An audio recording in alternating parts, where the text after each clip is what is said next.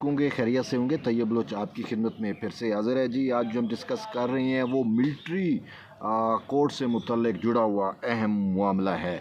कल जो है 18 को यानी कि बरोज़ मंगल चीफ जस्टिस उमर अता बंदियाल की सरबराही में सुप्रीम कोर्ट का 6 रुकनी लार्जर बेंच जो है वो इस मामले पर फिर से समाअत करने जा रहा है। लेकिन आज एक अहम डेवलपमेंट हुई है इस मामले पर, और वो डेवलपमेंट जो है वो क्या है कि हुकूमत पाकिस्तान की जानिब से, या वफाक पाकिस्तान कहें, वफाक की जानिब से आज अटारनी जनरल ने जो है वो एक जवाब जमा कराया है, और उस जवाब में बहुत सारे नए इंकशाफात किए गए हैं। अब उस जवाब के बाद की सूरत हाल हमें थोड़ी सी तब्दील होती हुई नज़र आ रही है। अब जवाब क्या जमा कराया उसका मतन मैं आपको बता देता हूँ। हुकूमत पाकिस्तान ने जो जवाब जमा कराया है उसमें वाज़ेह तौर के ऊपर उन्होंने ये मौक़िफ़ इख्तियार किया है कि 184(3) के तहत सिविलियन के मिलिट्री ट्रायल से मुतल्लिक जो भी दरख्वास्तें आई हैं वो दरख्वास्तें मुस्तरद की जाएँ, उनकी इस्तदाएँ मुस्तरद की जाएँ। और इसके साथ साथ अदालत जो है वो ये भी जो है देखे कि 9 मई में जो है वो वफाक को और ख़ास कर फ़ौज के इदारे को जो है वो जो नाकाबिल तलाफ़ी नुकसान पहुँचा वो क्या है। और इसके साथ साथ ये इस्तदा भी जो है वो की गई है कि आईन पाकिस्तान या कॉन्स्टिट्यूशन ऑफ पाकिस्तान जो है वो सिविलियन के मिलिट्री ट्रायल की इजाज़त जो है वो देता है।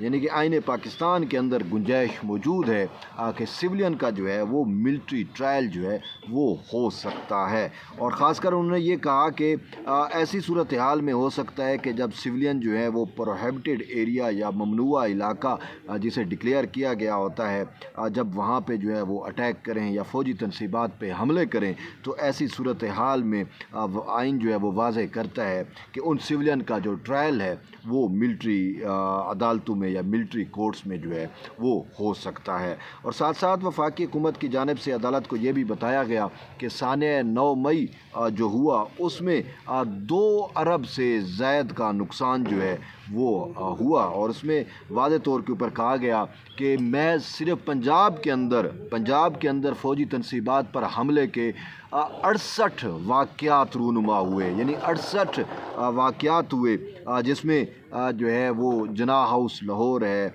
इसके साथ साथ GHQ है, फिर ISI जो फैसलाबाद है, इस सियालकोट और मियाँ वाली के अंदर जो कुछ हुआ, तो यूँ तकरीबन 68 68 जो हैं वो फ़ौजी तनसीबात पे जो है वो हमले किए गए, फ़ौजी इंस्टॉलेशन पे हमले हुए, और इन हमले के ज़िम्मेदारान जो हैं उनका भी तकरीबन तयन किया जा चुका है। तो अब उनका ट्रायल जो है वो आईन पाकिस्तान जब इजाज़त देता है तो फिर अदालत नहीं रोक सकती। अब उनका जो ट्रायल है वो सिविलियन का ट्रायल जो है वो फ़ौजी अदालतों में ही होगा। फिर इसके साथ साथ जवाब के अंदर जो है वो सारा प्रोसीजर भी बता दिया गया है कि सिविलियन का ट्रायल जो है फ़ौजी अदालतों में किस तरीके से मुमकिन है, किस तरीके से होगा। उसमें बता दिया गया है कि अपील का भी इनको हक़ होगा, और फिर जो फ़ौजी अदालतों के प्रेसिडिंग अफसर होगा वो जो है इस पूरे मामलात को जो है वो कंडक्ट करेगा, और कोर्ट जो है वो बंद कमरा समझ सकते हैं आप कि बंद कमरा अदालत लगेगी। लेकिन जो लोग मुल्ज़िम होंगे उनको जो है वो अपील के हक़ के साथ साथ मर्ज़ी का वकील करने का भी हक़ होगा। और फिर ये भी कहा गया है कि सिर्फ वो मर्ज़ी का वकील नहीं कर सकेंगे, बल्कि इसके साथ साथ वो अगर चाहेंगे तो मिलिट्री कोर्ट्स के जो अफसरान होंगे, जो जजेस होंगे, उनके ऊपर अगर उनको कोई एतराज़ है तो अपना एतराज़ भी जो है वो दाखिल कर सकेंगे। और साथ ये भी कहा गया है कि शफाफ ट्रायल को जो है वो यकीनी बनाया जाएगा, और फ़ैसला जो है वो मेजॉरिटी के फ़ैसले का इतलाक़ होगा। मेजॉरिटी जो फ़ैसला करेगी वही होगा, और अगर एतराज़ होता है तो एतराज़ में जिस पे एतराज़ होगा फिर उसके बाद जो मेजॉरिटी उस एतराज़ के ऊपर जो मेजॉरिटी फ़ैसला करेगी वही फ़ैसला जो है वो प्रिवेल होगा। और यूँ ये भी कहा गया कि इनको जो है वो चार्जशीट भी पढ़कर या चार्ज जो होगा वो पढ़कर सुनाया जाएगा, और फिर इसके साथ साथ इनको जिरा का भी मौका दिया जाएगा, और साथ ये कहा है कि वो अपील का भी हक़ है। ये सबसे बड़ी अहम बात है कि ये जो कहा जा रहा था सुप्रीम कोर्ट में भी जब इस मुकदमे की समाअत चल रही थी तो ये एक नुक्ता उठाया गया था कि मिलिट्री ट्रायल जब होगा तो इनको अपील का हक़ जो है वो नहीं दिया जाएगा। लेकिन आज वफाक पाकिस्तान की जानिब से, हुकूमत की जानिब से ये भी वाज़े कर दिया गया कि इनको मिलिट्री कोर्ट्स के ख़िलाफ़ जो भी इनकी सज़ा आएगी, सज़ाए मौत कहा गया, ये भी कहा गया कि अगर किसी को सज़ाए मौत होती है, किसी का जो है वो 3 माह की कैद होती है, किसी को जो भी सज़ाएं होती हैं वो उन सज़ाओं के ख़िलाफ़ जो है वो अपीलें कर सकते हैं। हाई कोर्ट के अंदर अपील करेंगे, फिर हाई कोर्ट से मामला सुप्रीम कोर्ट में भी आ सकता है। तो यानी कि ये सबसे बड़ी अहम डेवलपमेंट है कि भाई इनको अपील का भी हक़ होगा। तो यूँ वफाकी हुकूमत की जानिब से जो आज जवाब जमा कराया गया उसमें जो है वो अब कोई अबहाम नहीं रहा फ़ौजी ट्रायल का कि जी अपील का हक़ नहीं होगा, ये नहीं होगा, वो सारा कुछ बता दिया गया। लेकिन सबसे एक अहम डेवलपमेंट जो है, एक अहम चीज़ वो भी आज इस जवाब से हमें नज़र आती है, वो ये है कि हुकूमत पाकिस्तान ने जो है वाज़े तौर के ऊपर अब सुप्रीम कोर्ट में इस्तदा कर दी है कि सिविलियन के ट्रायल से मुतल्लिक जो मुकदमा है वो सुप्रीम कोर्ट के फुल कोर्ट बेंच के सामने लगाया जाए। यानी सुप्रीम कोर्ट में जो 16 जज है बेंच स्ट्रेंथ है, तो इन तमाम जजेस पर मुश्तमिल एक बेंच तश्कील दिया जाए जो अब इस मामले की समाअत करे। अब ये वो नुक्ता है जैसे चीफ जस्टिस उमर अता बंदियाल के लिए परेशानी का सबब हो सकता है, क्योंकि इस बेंच के अंदर एक मुअज़्ज़िज़ जज हैं जस्टिस याया खान अफरीदी, उसके नोट का हुकूमत ने सहारा लिया। उन्होंने अपना नोट लिखा, उन्होंने कहा कि मुझे तहफ़्फ़ुज़ात हैं और इस मामले पे फुल कोर्ट बेंच बनाया जाना चाहिए। ये जस्टिस याया खान अफरीदी की राय है।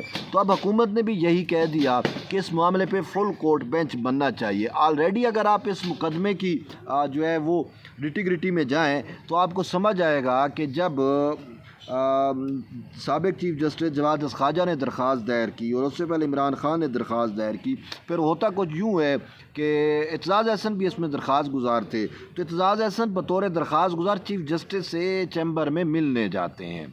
जब उनकी मेल मुलाकात होती है चीफ जस्टिस से, अपने वकील लतीफ़ खान खोसा को भी साथ लेके जाते हैं। अब फिर वहाँ पे कुछ चीज़ें तय होती हैं जो एक दरख्वास्त गुजार और चीफ जज के दरमियान है। ये वैसे पाकिस्तान की अदालती नज़ीर में हम पहली दफ़ा हमने देखा कि एक शख्स मुकदमे में दरख्वास्त गुजार है और वो जाके चीफ जस्टिस को मिल भी रहा है और रिक्वेस्ट भी कर रहा है कि मैंने ये दरख्वास्त जो है वो दायर की है, अब इस दरख्वास्त के ऊपर जो है वो बेंच बनाया जाए।